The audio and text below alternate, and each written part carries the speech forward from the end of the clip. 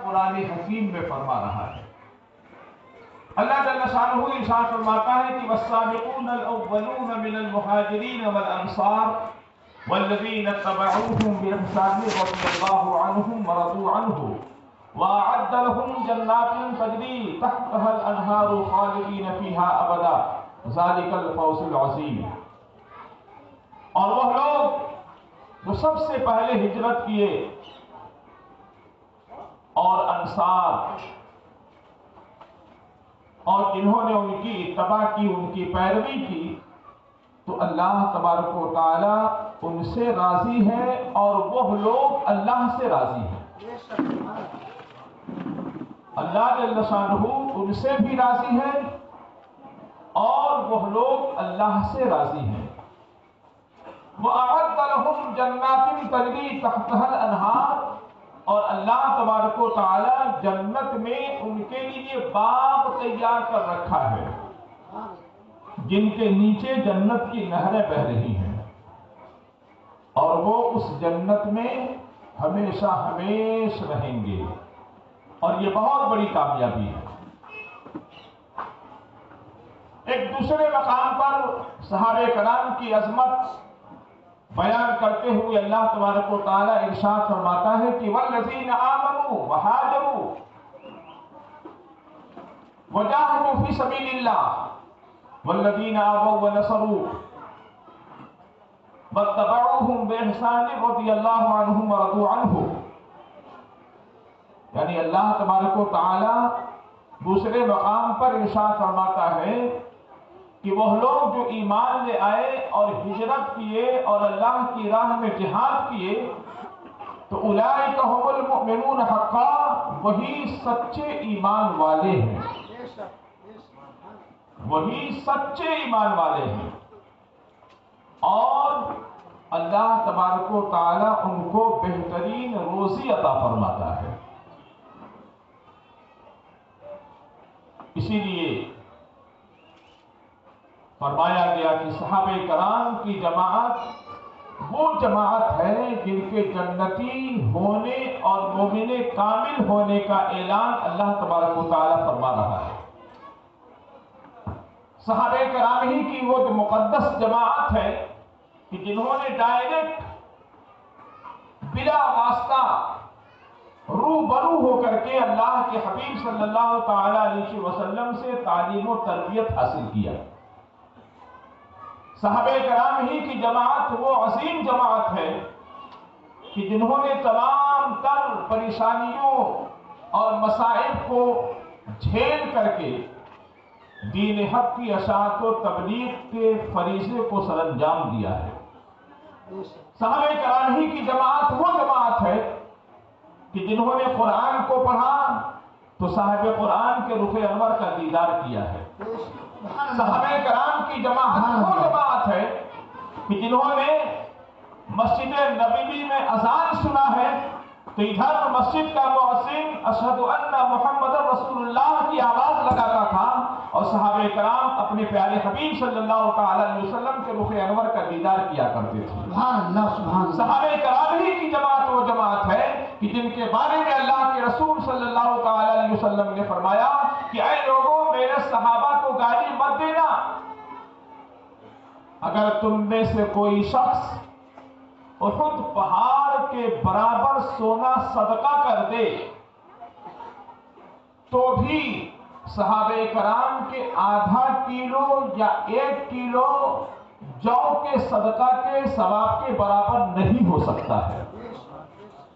میرے آقا صحابہ کرام کی عظمت بیان کرتے ہوئے ارشاد فرماتے ہیں کہ میرے صحابہ کو گالی مت دو، اس لیے کہ جو صحابہ کو گالی دیتا ہے تو اللہ بھی اس پر لعنت بھیجتا ہے اور اس کے ملائکہ بھی اس پر لعنت بھیجتے ہیں۔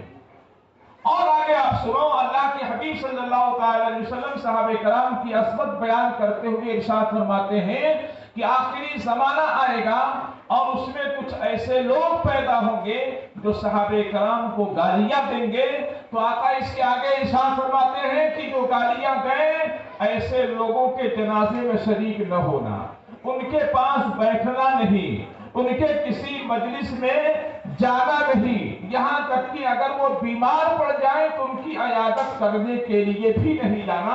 اور آگے آقا ارشاد فرماتے ہیں کہ اصحابی کالنجوم فبأیہم اقتدیتم فاہتدیتم، میرے صحابہ مثل ستاروں کے ہیں، اگر تم ان کے نقش قدم پر چلنا شروع کر دو تو تم ہدایت پا جاؤ گے۔ نعرہ تکبیر، نعرہ رسالت۔ تو صحابہ کرام کی جماعت وہ جماعت ہے۔ صحابی کسے کہتے ہیں اسے پہلے آپ ذہن میں رکھیں۔ یہ تو میں آپ کو صحابی کا مرتبہ بیان کر رہا ہوں، بتا رہا ہوں۔ صحابی کہتے کس کو ہیں؟ صحابی اسے کہا جاتا ہے جو آقا دو عالم صلی اللہ تعالی علیہ وسلم کا کلمہ پڑھا ہو اور آپ کو اپنے ماتھے کی نگاہ سے دیکھا ہو، ماتھے کی نگاہ سے آقا کی زیارت کی ہو، ان کے رخ انور کو دیکھا ہو اور اسی ایمان کی حالت میں اس دنیا سے رخصت ہوا ہو، اسے کیا کہتے ہیں؟ صحابی کہتے ہیں۔ اب صحابی کا مرتبہ کیا ہے؟ حضرت سیدنا امام مالک رضی اللہ تعالیٰ عنہ سے ہم پوچھتے ہیں۔ ان سے کسی پوچھنے والے نے کہا کہ اے امام مالک، کیا کوئی شخص کثرت نماز کی بنیاد پر، کثرت تلاوت قرآن کی بنیاد پر، کثرت صدقہ اور خیرات کرنے کی بنیاد پر کیا کوئی صحابہ کے مرتبے کو پہنچ سکتا ہے؟ تو حضرت امام مالک نے جواب کیا دیا وہ ذہن میں رکھو۔ حضرت سیدنا امام مالک رضی اللہ تعالیٰ عنہ نے جواب مرحمت فرمائی کہ اے سائل، تو کثرت نماز کی بنیاد پر، کثرت تلاوت قرآن کی بنیاد پر، کثرت حج کرنے کی بنیاد پر، کثرت اعمال صالحہ کی بنیاد پر صحابی کے مرتبے تک پہنچنے کی بات کر رہا ہے۔ ارے خدا کی قسم، صحابہ کرام کے مرتبے تک پہنچنے کی بات تو بہت دور کی بات ہے۔ صحابہ کے گھوڑے کے کھر سے جو دھول اڑتی ہے اس دھول کی برابری بھی تم نہیں کر سکتے ہو۔ سبحان اللہ، سبحان اللہ۔ اب آپ اندازہ لگاؤ سبحان اللہ کہ صحابہ کا کیا مرتبہ ہے۔ گھوڑے کے پیر سے جو دھول اڑتی ہے اس کے مرتبے تک بھی انسان نہیں پہنچ سکتا ہے۔ یہ مرتبہ اللہ تبارک و تعالی نے نبی کے صحابہ کو عطا فرمایا ہے۔ ویسے تو تمام صحابہ کرام عزت و بزرگی والے ہیں، تمام صحابہ کرام عظمت والے ہیں، لیکن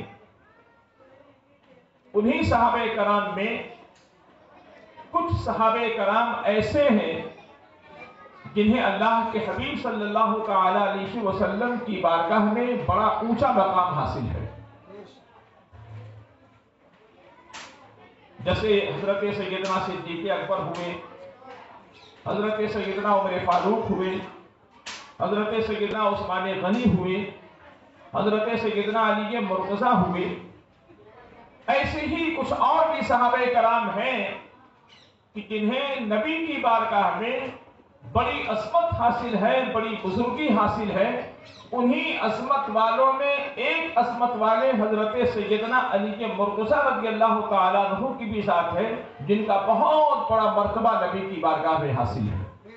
آج میں انہی کی شخصیت کے بارے میں، انہی کی زندگی کے بارے میں کچھ میں آپ سے گفتگو کروں گا، اس لیے کہ یہ مجلس ذکر امام حسین کی مجلس ہے، تو ہم نے حضرت علی مرتضیٰ سے اپنی بات کی، اپنی گفتگو کی ابتدا کی ہے، اور انشاءاللہ حضرت امام حسین تک ہم اپنی گفتگو کو 5 دن کے اندر لے کر کے جائیں گے۔